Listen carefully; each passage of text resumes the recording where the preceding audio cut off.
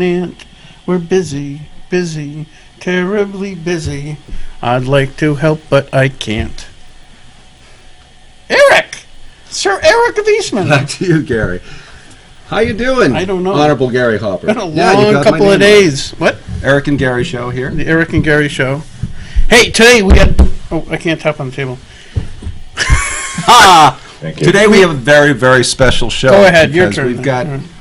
We've got two fellas who are really rocking the house, as they say, up at the State House in Concord. They are two of our best and brightest, brand new freshmen, but don't let that cause you to underestimate them, state representatives in the State House, and they form two-thirds of the entire Libertarian caucus in the New Hampshire State House in Concord. And we have over here all the way on the end the Honorable Brandon Phinney from the town of Rochester, New Hampshire, and Caleb Dyer from the town of Pelham, New Hampshire. Very dutifully and honorably representing both those communities' interests in the State House. We're proud to have them here. Today's theme will be galactic perspectives, because we have a necktie over here that's all state troopers. State Freudian slip there. Stormtroopers all the time. And we've got Marvin the Martian here on our esteemed host's chest. So we're going to figure out which galactic philosophy works best. Right. Look forward to And we appreciate you joining us, so thank you. Yeah, no problem. And on with the show. Gary. What? Hi. Hi. And we're back. We're back. So... Oh, gosh, what a day. So, tell us a little bit about, Brandon, tell me a little bit about yourself. Why did you get involved in politics? What's your motivation? Because obviously, partially it's for the money, right? The power. The untold riches. The untold riches. The untold power. $100 a year. That's right. Right. We just told them. I know, I just told them. So, well, I'm 29. I'm going to be 30 soon. So I'm young. Fortunately, I've got all my life ahead of me, and some people are at their end. A little closer to the mic, bud. Oh, excuse me. Thank you. He's bragging about his youth to the guys with white hair across right? the table. I don't know He why. just said we were over the hill just 2 seconds ago, so that's what I caught out of There's it. a lot Go of ahead, keep subtext going. Keep digging. No, No, that's the whole thing. no, When you're really digging yourself in the hole, the one thing you always do, keep digging. Sure. Might as well. I'm pretty good at that. Yeah. All right, So I kind of got more involved in 2008 with the the Ron Paul campaign. His philosophies were very influential to me. Back in my 20-year-old self. Yeah. So I liked the idea of kind of taking a lot of our big government agencies and I thought that was pretty bold, for a politician to say publicly, and so I kind of followed that, and the rabbit hole led me to when I'm overseas in 2015. I'm still in the Army. I've been in for almost 9 years. I kind of saw some things happening back home, and I was like, I really don't like what's happening, and I want to be a lot more involved than what I'm doing now. So I just waited till I came home and the filing period opens, and and I was like, I'm just gonna run for office and see what I can do from there. And I had a successful campaign because I'm sitting here on your show. So Absolutely. Hey, thank you for your service, by the way. thank you. Absolutely. And Caleb. And for me, again, I did it mainly because I was younger. I actually decided to run probably about a year before the filing period came around for 2016. And my decision was largely motivated by that. I saw my current representation, and of course my district's very large, it's 11 seats. I saw my present representation as not really representing my interests or the interests of many other young people or people my age. And I didn't see it coming from any Republicans in the House, certainly not in my district, and I didn't see it coming from really many Democrats in the House either. I ended up running as a Republican like Brandon did. Mainly because I was under the impression that the Republican Party was more amenable to the ideas and the principles that I supported, or support, I should say. I ended up, winning. I didn't expect to. Of course, it's a large district. I came in dead last in the Republican primary. I had intended my campaign to be much more informational, but now it's, I suppose, informational in a whole different way. So I've learned quite a bit being a representative, and I hope to learn more. I hope to get reelected and do it all over again. But that was principally the reasoning, that I saw myself and my interests not really being represented or reflected, and that's why I chose to personally get involved. And I did so in other ways prior to even running. So, Excellent. yeah. Well, this show really is about me. So Well, I'm sure no, wait, We wait, would wait, have wait. you think that. He would have you think that. No, yes. wait, These no, two earnest young men just shared with I know, you they their came visions to- for a better future for the state. Right, we live in. right. They just We're- came through the snow. This is the hand And grenades it- portion. Build it up. Build it up. They We're just going to came go through with the snow, Winter Warlock's sleet. delusion here for a minute. Okay, no, I have to say this because this is the most awesome thing anybody's ever done. So, on my show, I don't know how many weeks ago it was, I mentioned why I believe there was facets to why we had school shootings. Okay, and one of them.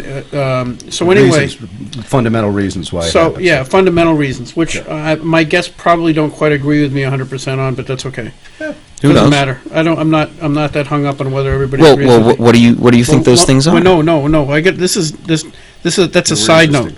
So anyway, Miscellany Blue Yeah. did an article about what a mental case I was, which is okay. And They've Mr. done them on Lieber, us, for our too. viewers is As a very left-leaning New Hampshire. political was it hit a- article. was it Yeah, a it's- blog? yeah, it's Is a that blog. It's a it's, blog. it's an online media outlet. Yeah, so I've also anyway, been so they heard, did yeah. the article attacking me, which I actually appreciate because they actually included my quotes. So they're kind of out of, without the explanation of them, maybe it's a little bit jaded, but so what? I don't care. So anyway, so this is a quote from somebody who commented on the article. And Yes. it was so great, I just started laughing. Okay, so this is the quote. Rock, paper, hand grenades. The title of the program alone tells me everything I need to know about Hopper. What's that supposed to be? Another right-wing nut job living in ignorant bliss on the top of the GOP's BS mountain.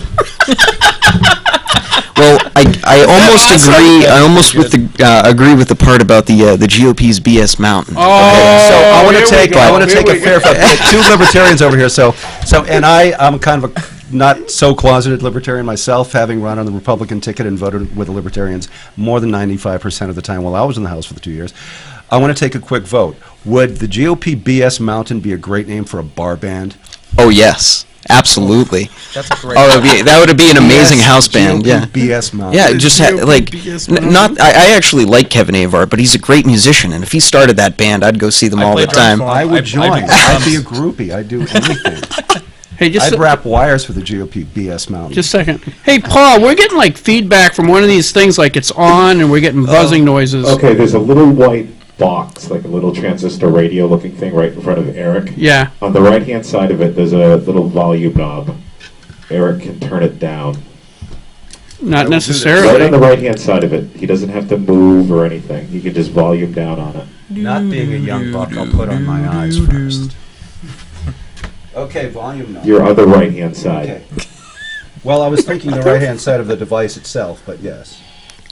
Ah, thank you there very we much. go. There we All go. I right. was just sorry about that. You know, For the having been an actor for the for 30 viewers, you years, I might not still get even have heard it, confused but about- to us, it was kind Yeah, of nobody annoying. heard it at home. Sorry Oh, about that, guys. that's all right. I'll We fix- do stage left and stage right in theater, Yeah. and I still get messed up and get laughed at, and it's always very, very funny. Yeah, I know. I used to take karate when I was little, and they go, "Okay,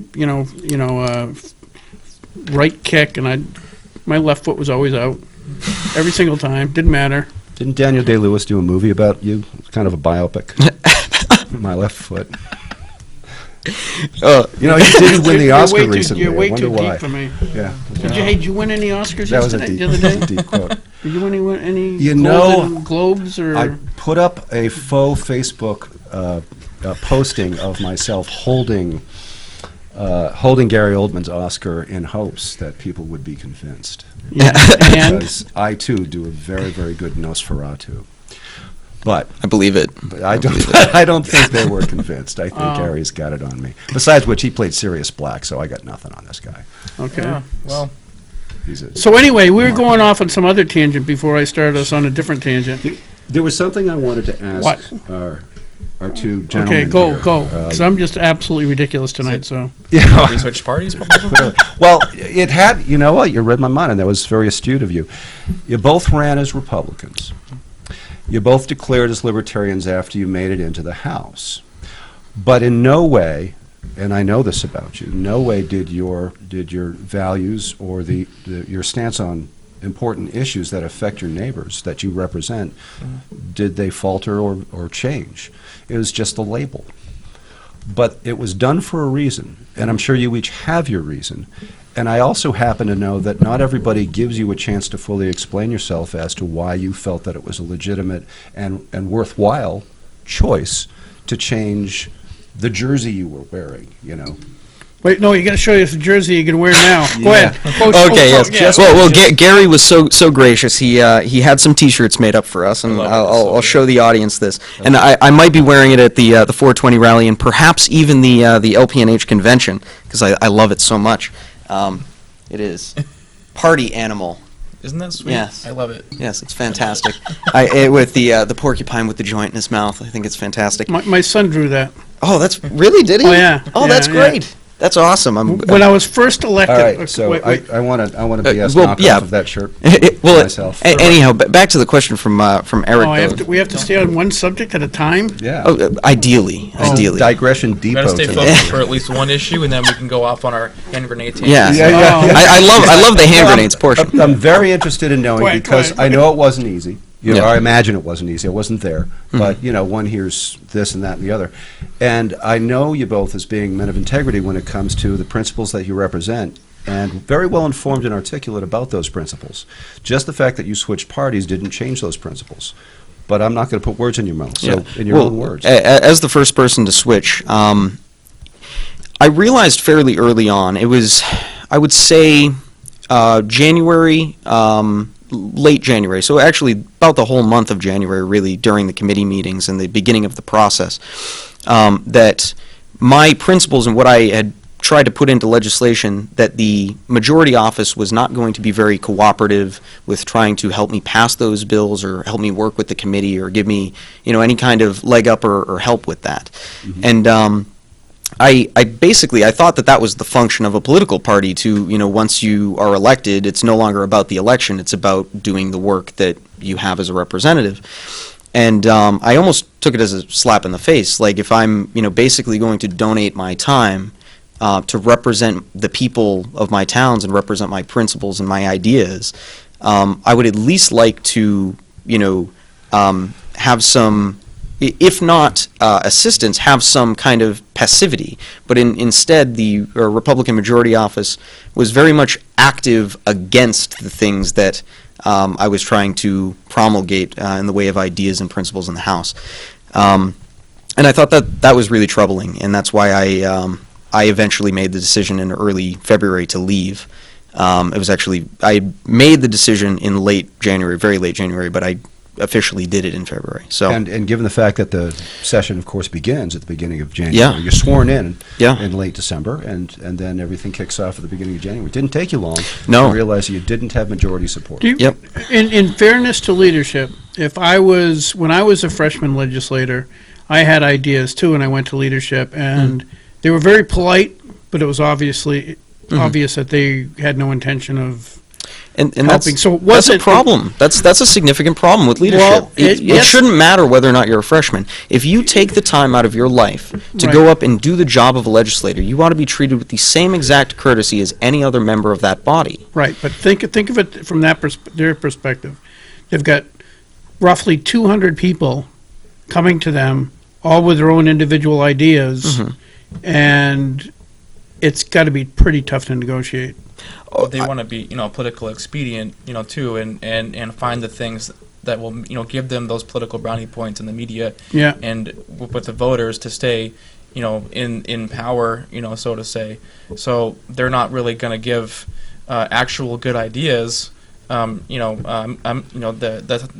time of day that they deserve, because it's not politically expedient for them. I actually found that it was only after I switched parties that my political capital somewhat increased.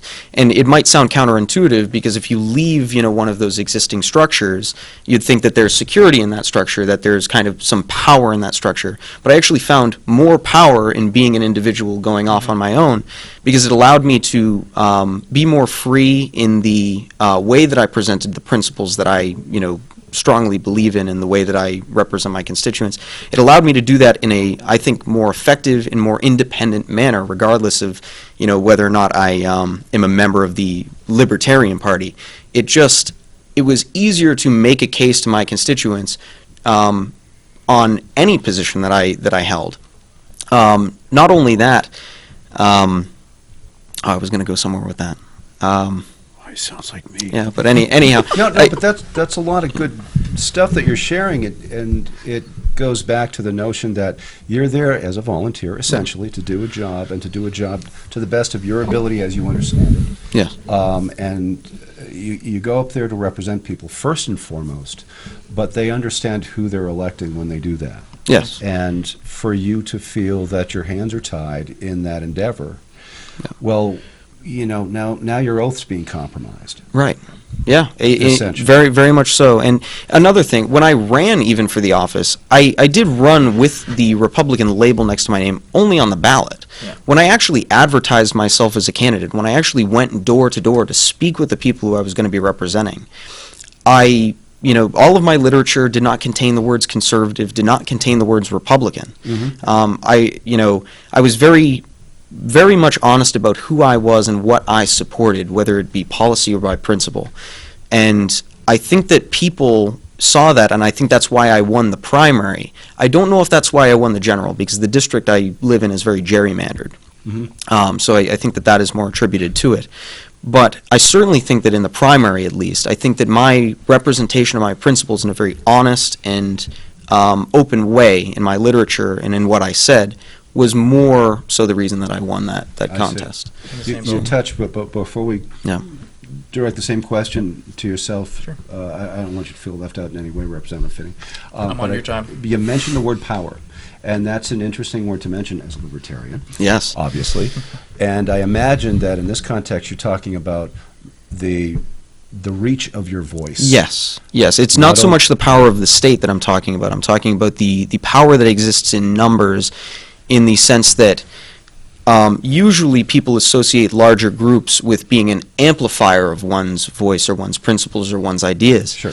In the case of the Republican and Democratic parties, both exist to stifle, to limit debate, to limit the range and scope of ideas that are heard, especially in the House of Representatives, which is terribly contrary to Article 30 of our Constitution, and terribly destructive, I believe, to that end. So, not to say that we should have a nonpartisan system, but we should certainly be looking from these parties to be more open in how they address members who run with their parties and how they address issues that come to the floor. Because it's terribly destructive what they're doing to the free speech and the free nature of the House and the discourse that should go on there. So, that's just my 2 cents. But Okay, so you feel the free exchange of ideas is in is some paramount. cases It's absolutely stifled paramount. by Yeah. the stated agendas of Yes. each party that may happen to Yeah, be in power. Okay. correct. And Yeah. to actually piggyback on that, we actually just changed our House rules, to allow the members to come down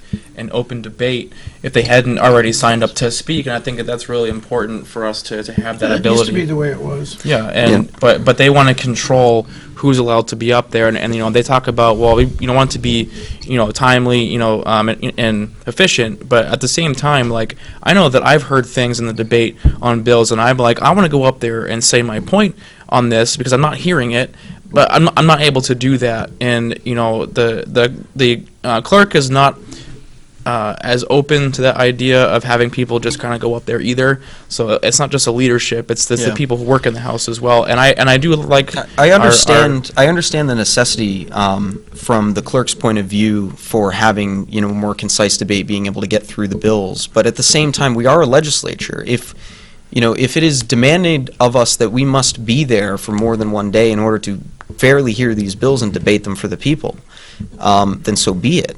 I mean, It's what you signed that's, on for. and that's what we're Absolutely. getting paid for. So, and as And little good as it money, too. as little as it Ish. might be, that is what we're getting paid for, and we ought to do it. A day. Yeah, right. So. Well, we had who do we have on last week? Gosh. What's his name? His memory serves him not well. It's a hopping and show. Jeff Goley. He's Jeff Goley. Deputy Majority Leader. Oh, I get brain damage. Anyway, so we had Jeff believe on that's last the week, title. and he went down to, I think it was Rhode Island, right? For the Yeah, he went down to represent. leadership in the House. In He Rhode he Island. were Yeah. members of the National Assembly Sportsmen's Caucus. And he went down there to talk to them to try to get them on board and join the caucus because there's like 2 states that haven't joined. And he said they showed up at 4:30, and the legislature was just going into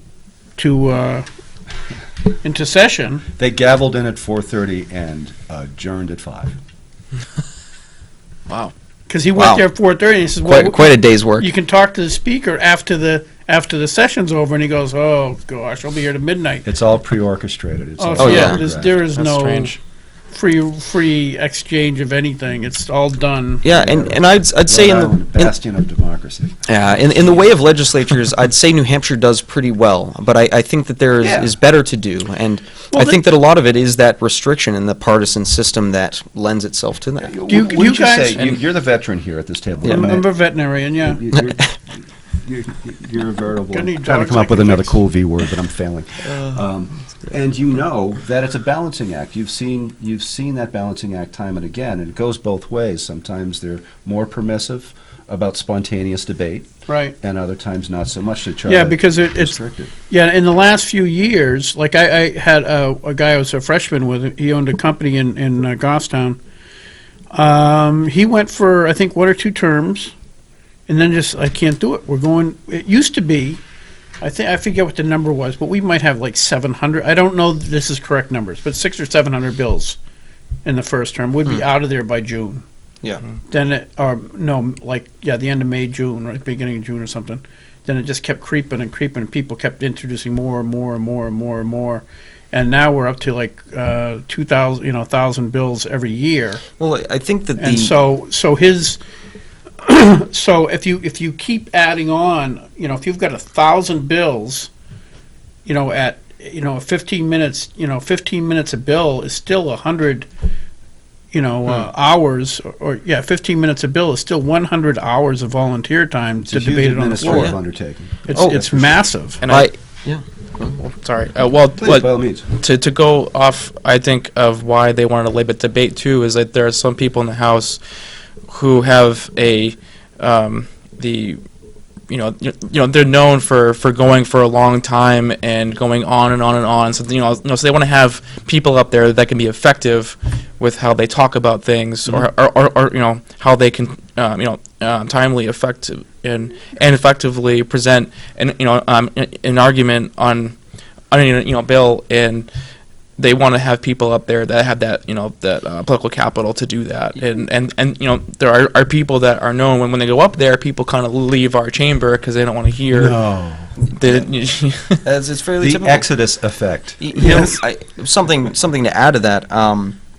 You're talking about people who go on for a long time. Well, you'll actually notice that Brandon, myself, and Joseph usually don't go up to the well unless we have something fairly important to do or say, or fairly Yeah, important. you guys motion. aren't up all the time trying to get camera time or whatever you want to call No, it. we're not about self-promotion. We really are there to Wow. do the job, which Yeah. is a novel idea, I It know. wasn't self-promotion. I wouldn't do it at all. Well, and to be honest, I have a slight speech impediment that it does cause me to stutter a lot. So I don't want the embarrassment of having to go out there and not being able to properly speak what I'm trying to say. Well, that's nothing to worry about. You do need to speak when you need to speak. I mean, Right. it's your job. But continuing on from that, the idea that we're not going up there all the time, that's partially to ensure that the time that we do spend is valued. When we get up there, we want people to listen to what we say. And we they don't do. Want, we don't want They do. people to They just do. be hearing us all the time and not really care.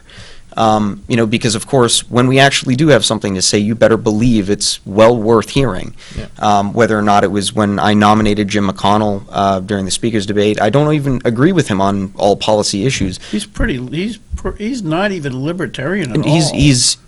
Well, actually, is? fun fact, he was actually previously a member of LPNH.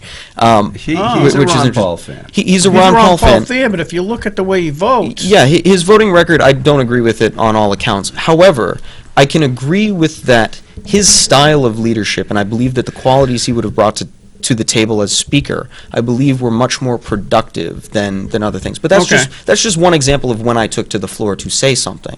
It's Right. because I really do believe that the House needs to be run in a different way. I don't believe that the partisanship that we've been seeing, for the last several decades, the increased partisanship, I should say, the increasing division and divisiveness of the House, I don't believe that that's productive or constructive to the job that we have to do. It's one of the reasons why I switched parties, and I can go on about that if you'd like. Yeah, Yeah, I'm go actually ahead. was going to dovetail it right back to that subject because you haven't answered that question yourself I have in not. your own words.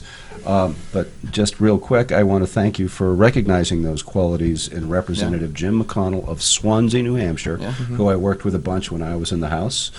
From 14 to 16, he and I fought the pipeline together, shoulder to shoulder, and he and I fought each other over Article 5. So I respect him a great deal, and I think that was a good nomination. Brandon, same question.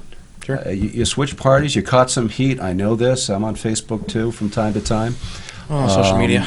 But you kept your head high and you stood up for that decision, and I'd be curious to know what in the aftermath you think about that decision. You know? I had kind of similar things with Caleb here. I kind of put my philosophies and all my campaign stuff, and I said, look, like here's what what I'm actually about.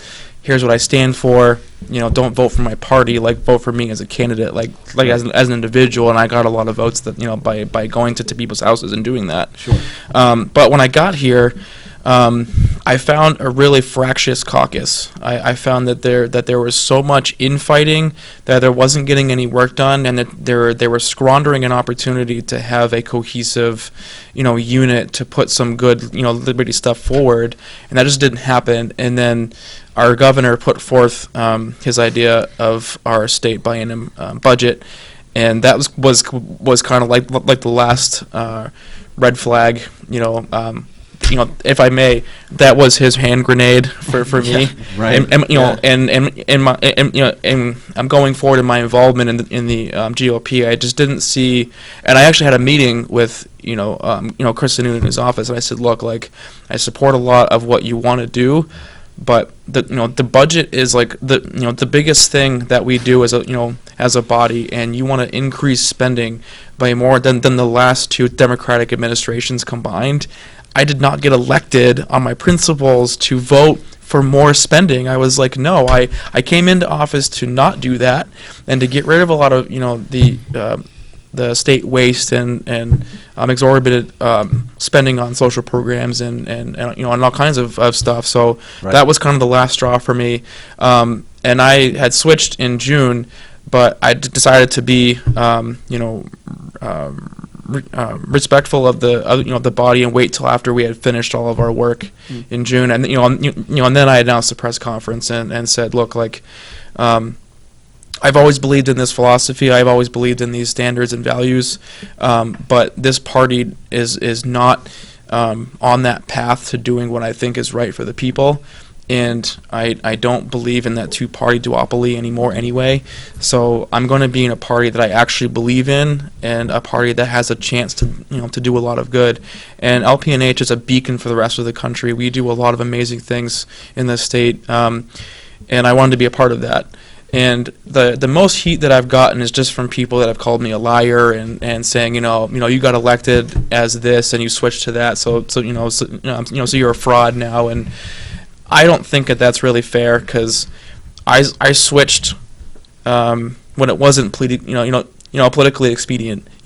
I put myself in a position where I might not get reelected based on the fact I'm not in that tribe anymore. I'm not in that partisan blinder anymore. I'm free and I'm independent, and we talk about bills, but we don't have a general consensus of where our caucus stands. We let ourselves vote how we feel is right, and we talk about the merits of each bill, and the underlying philosophy as to what the bill's trying to accomplish. Can I ask a couple things? First of all, in a lot of ways I agree. I consider myself Republican in name only, because I don't really care what the party. I have very little regard to the party nationally and a lot of locally. I mean, Horn was the chairman of our party, and she was so liberal. I couldn't imagine why she was ever appointed that position. A lot of people disagreed with that leadership. Yeah, and so I respect that, but I was curious what your take is, because this kind of blew me away when I was first elected, and it has not changed since 2000. Is you talk about how fractured the Republican Party is, because there's a lot of infighting, like you said, there's a lot of disagreement. But isn't it almost kind of creepy that when you watch a vote like today or any other day, the Democrats almost vote exclusively in a block? And that's.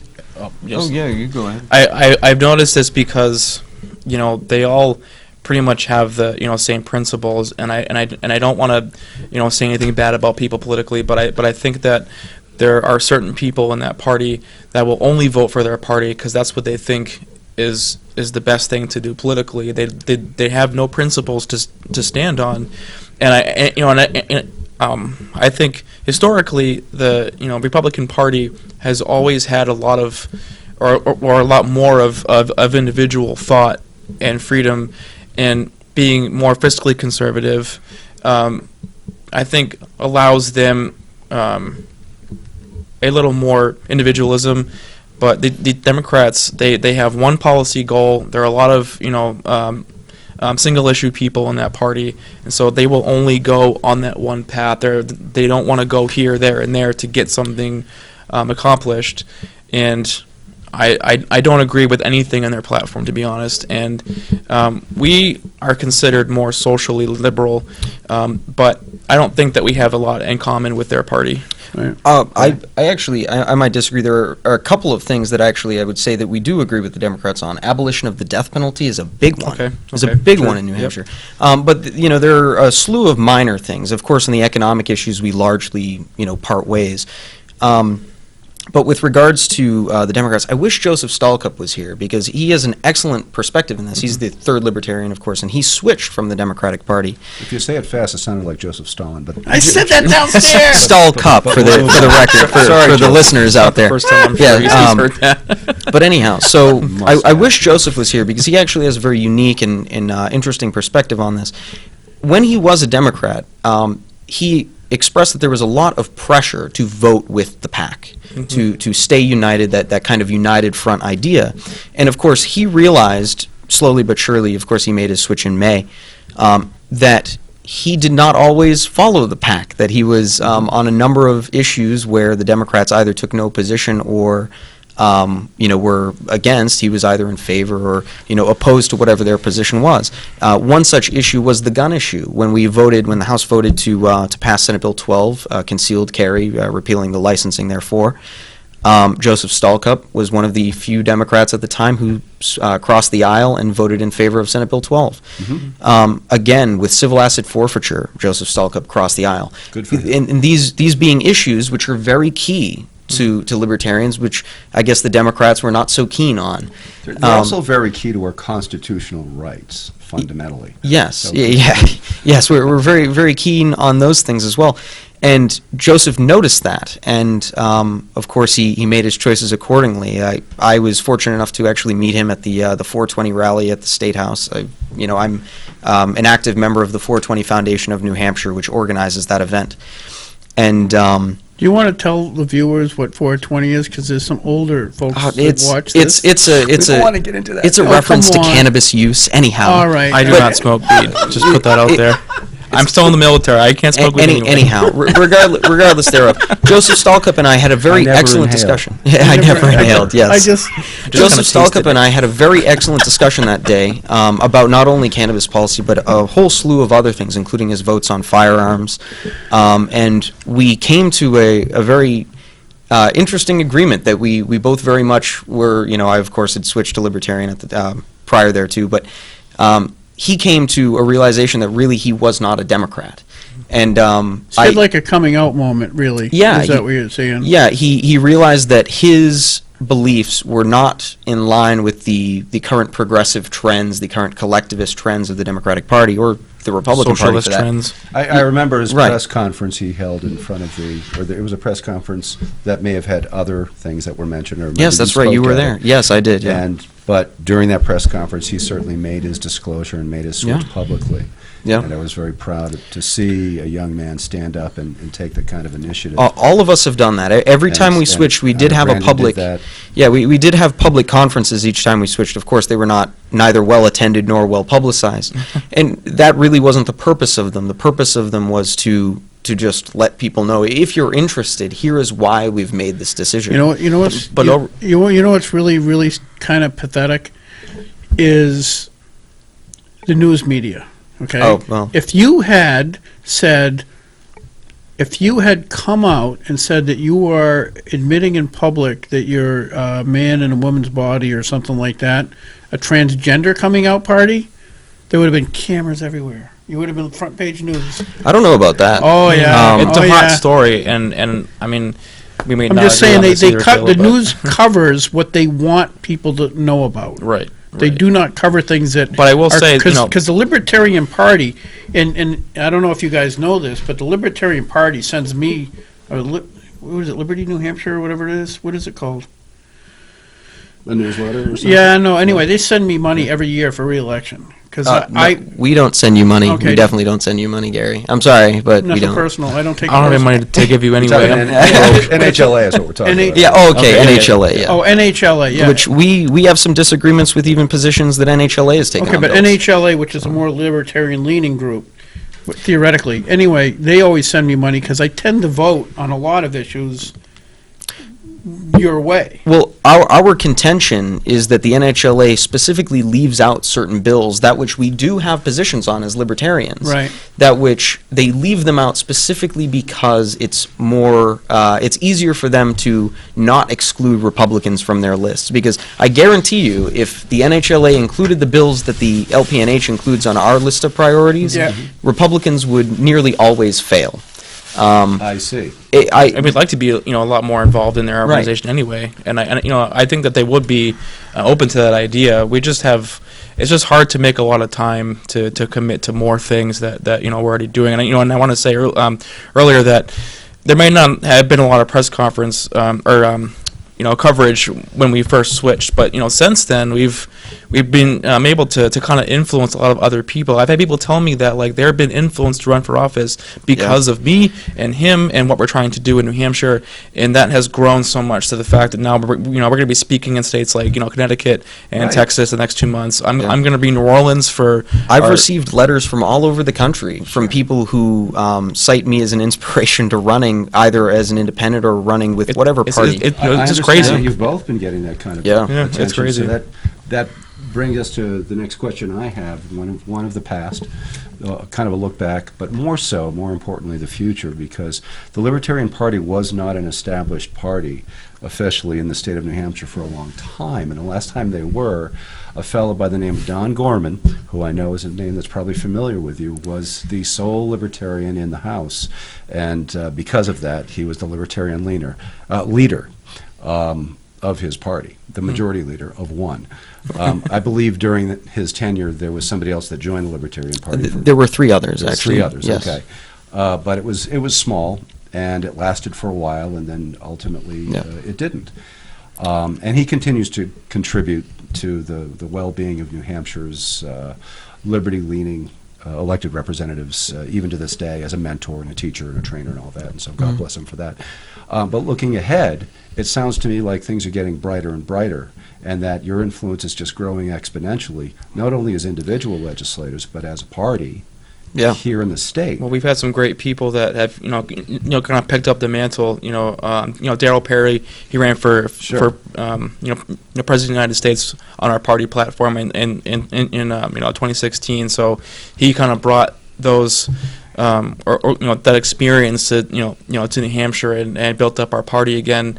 And it was dead in the water for a long time, as you say. But since 2016, we've just exploded in popularity here, and we're trying to build that more to get more candidates, and and to get us reelected in 2018. And I think that you have congressional candidates already lined up for yes. 2018? It's interesting. In the second district, we have Justin O'Donnell. I believe there was someone who was going to primary him, but I do not believe. I don't know that person off the top of my head. He's a sharp cookie, Justin. Yeah, Justin's a very smart man. He's an actuary. He's been in the health insurance industry, selling insurance, of course.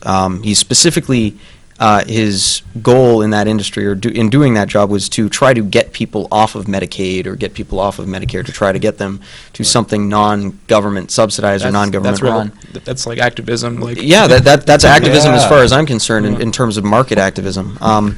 But in CD1? In CD1, we did not have a candidate until very recently. See, I just spoke to Rich Paul today, so I'm curious if you're going you to mention did. that name. Yes, Rich Paul announced that he was running. I actually helped him out. I did some of his media work for him.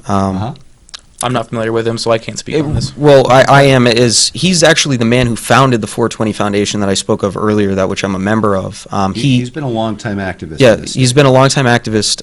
He started the 420 rally, which is the largest continuing annual rally of civil disobedience, at least in New Hampshire, where people openly break what they consider to be an unjust law on the steps of the State House. It's a very powerful act. A victimless law. A victimless crime, yeah. And I have a lot of respect for him for having organized that. He's a very jovial fellow. He's very lighthearted. Yep. In some ways, I anticipate him being very similar to I guess a libertarian Trump. He's very bombastic. He's very articulate, even though in the way that he represents ideas, but he represents very strong libertarian principle. Yeah, and he can be very unvarnished. Oh yes, yes, very, very, very unpolished. Before we run out of time, as the question I have, now I'm running for office in Ware for I don't know how many times. Okay, and even today, I'll meet people that I know, not somebody that I don't know. Like don't really have any idea what their name is. People that I actually know. And they'll come up to me at Dunkin' Donuts and say, "So you're going to run for office for selectman again?" I've never been a selectman. Wow. I've only been state rep. Getting from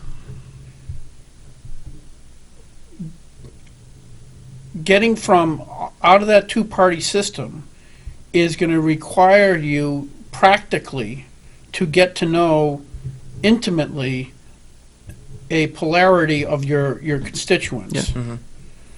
And most people don't want to watch football in the fall. They really don't want to. They don't care about politics. So how do you bridge that gap when even somebody like myself was run a zillion times, people still kind of recognize the name, but they don't really know they don't know have any idea how I vote. Well, what we do to mitigate that is we actually get involved. We get out and talk to our constituents. Like myself, I knocked well over 2,000 doors and engaged well over 4,000 people. Yeah. When I actually first ran. I'm going to do that all over again. It's how you can. It's basically the only way you can really get elected in New Hampshire anywhere. Which I think is retail and local. All politics is very local here. Yeah. But anyhow, that's what you have to do, and that's you have to stay involved in your town. I'm still friends with the people in the Republican town committee that I ran with. They gave me more help than the state Republican Party could have ever done, and I thank them for it. I never had expected to win that Republican primary, but I still am friendly with them. I'm still friendly with even John Spottiswoode, who's the chairman of the Pelham Town Republican Committee. We may have our disagreements, but at the end of the day, I still think I'll probably earn John's vote for the same reason that I earned it the first time. It's because I'm representing the same principles. Yeah. And as long as those have not changed, I don't see any reason why anyone who voted for me before to not cast for me again. So I've also had a lot of support from the Foster's paper in town. They publish everything I've ever sent to them. They love that I am very contributive to their to their base. And I've gotten some feedback from it. They've published a bunch of articles about my bills and Sure. in a positive light. My plan going forward is actually to do some town hall type stuff in town and say, hey, I'm going to be at such and such place at 6 o'clock. Like, come out and talk to me about how you feel about the state of our city, of our state, of bills that I voted on, or the ones that you care about. And I think that's going to be the best way to engage where I'm at, because we're split up into 6 wards. So I'm in a flotarial seat, so I have 2 wards. So I have about 6,000 people to worry about, and I did a lot of the door knocking on my own last time. So I'm trying to build some ground teams and get people involved in my campaign again, and not because I care just about me and I'm so great, but because I want to I want the people to actually know what's going on. I publish as much as I can of all the bills that we do throughout the day. I started to do live streams on my Facebook page, and and I go through our house calendar, and I say, well, here's some bills of note, here's what I think about it, here's how I voted, here's how the house did, and people have been like really engaged on and I excuse me, I don't see a lot of other the reps in the house doing stuff like that. They will put something on social media, but they don't really do a lot of outreach. I'm trying to do that. And the detail is usually minimal, if anything. We try to really delve in. Like when I made a tabling motion yesterday, I want my constituents to know what that tabling motion is, what it has to do with the pending motion on the floor. Like, obviously I can't go into great detail, but I certainly want them to know what my actions are in the House on their behalf. Sure. It's really important. And the fact that few people know what their representatives are doing is something that we'd certainly like to change. See, the level of engagement and public outreach that I'm hearing from these 2 freshman representatives outpaces the average level of engagement that I've seen from a lot of people that have been around in that institution for a real long time. I don't want to be judgmental, but these are my observations. And what does this tell you about people who choose to advance libertarian principles? Maybe there's something to it. If they knew more about the level of investment... That is a little bit prejudiced. Yeah, maybe. But There's the hand grenade. Hand grenade! No, I mean... 66% of a party that's represented in the House Right. demonstrating a level of engagement that's unusual and very admirable. Yes. And that tells me an awful lot about those values. Okay, but by the same token, when I ran for office, the first time I ran for office, I went around, I knocked on a bunch of doors. I was running against somebody else in a Republican primary, and so I was equally engaged. It's just over time you build a way to get in that it's not. I still have people talk to me. I don't. The fact that they're new and very engaged doesn't mean that most people aren't when they first run for office. No, I agree. That would be a false premise, but Yeah. it So, is hey, impressive, Jerk, and I you want to gotta give press- you both you gotta- kudos for that. we gotta line we have an somebody in incoming line. call? Yeah. All right. Hello, welcome to Rock, Paper, Hand Grenades. Hello? Hello, this is Norm. How you doing? Hey, Norm, how are you? Hey, I would like to ask the 2 gentlemen there who are libertarians, what is your platform, and have you seen any of your bills that you have put into motion or for legislation? What is the biggest winner that you have and passing the laws that you would like to pass? And also, are you in favor of legalizing marijuana? Thank Yes. you. In that order. Thank you, Norm. Thanks, Norm. Okay, we'll break it down. I'll answer. To start, our platform can be found online at lpnh.org/platform. I'd highly recommend people check it out. It will be amended, actually. A fun fact, both Brandon and I are on the LPNH's platform committee, and we recently had a meeting about a week or so ago where we approved several amendments to our platform. Our entire platform. Yeah, to quite a bit of our platform. It's a little bit messy right now, so we did some cleanup work to it. But it's too long to just kind of rattle off. So I would highly recommend that you check it out online. How did it? Wait. Where online? How do they find out online? I mentioned the URL. I'll mention it again. It's lpnh.org/platform. It's very, very easy to remember. But regarding the legalization of cannabis, we absolutely support the legalization of cannabis. In fact, both of us are co-sponsors on House Bill 656, which is the legalization bill currently making its way through the House. I spoke on the floor about it. Yeah. I actually almost convinced Steve Shurtleff, who's the minority leader. He was like, "I'm so close to voting for it," and I was like, "I almost had you. Like, I would have had your whole party." I think they should do. I think they should support the bill in defiance of the Republican majority. So this I really is do. straight up legalization. You're Well, you're so it's talking non-commercial legalization, so it would be effectively de facto decriminalization as amended. So the tax was taken out of the bill. All commercial references were taken out of the bill in committee. For the viewers that do not know anything about the bill. But and then concerning our legislative successes, while House Bill 656 has made its way through the House, it's of course not passed yet, and we don't expect it to pass because of opposition in the Senate. And also the governor is vocally opposed. However, with regards to legislative successes, we actually do have a couple of bills. One of mine, 1672, which is a bill which prohibits the state of New Hampshire from releasing information relative to the Therapeutic Cannabis Users Registry from being transferred to federal agents without a warrant. It seems like a very simple bill, but it actually does quite a bit for people who use therapeutic cannabis, who own firearms. It's a very important bill. This bill will make it so that it will be much more difficult for federal authorities to obtain a warrant for something which in New Hampshire is non-criminal. It's a privacy bill. It is a privacy bill, yes. To back up, and I thoroughly support that. The problem is if we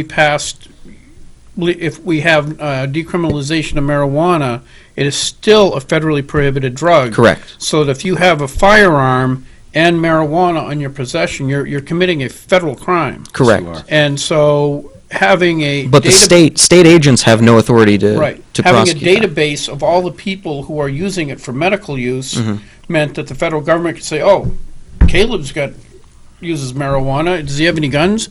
So that was a really important bill. Yep. We only got 3 minutes. I can talk about in his bill. Go quick. Well, it's my first term priorities have been to get rid of erroneous and unenforceable laws. So I've had a couple bills.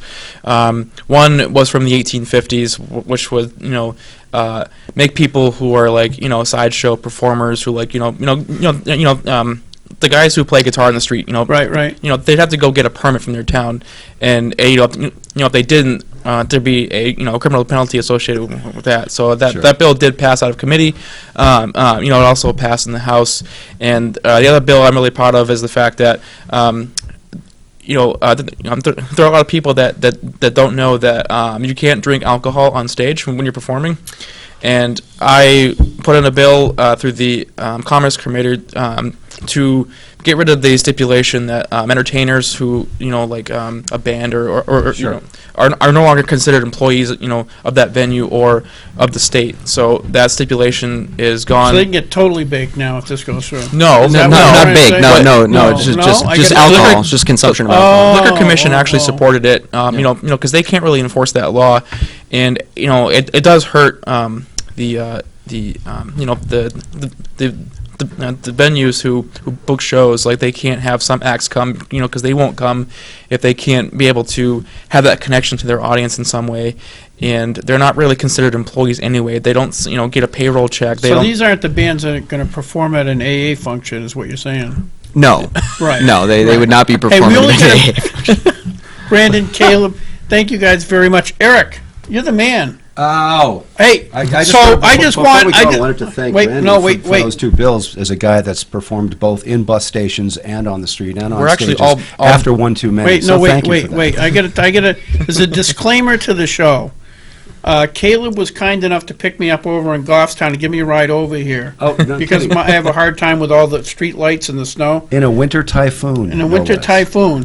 So, but by the same token, wasn't able to go for his jugular because I wanted to ride back to my truck. Yeah, because you know how you wanted vicious. to take on the libertarian. I was pretty I was all psyched and it's not that smart. A Rottweiler and a exactly. Gila monster. Yeah, something like that. That seems like a weird combination, you weirdo. Really hey, is. We'll see you guys next week. Take care. Thanks for joining us. Thank you, guys.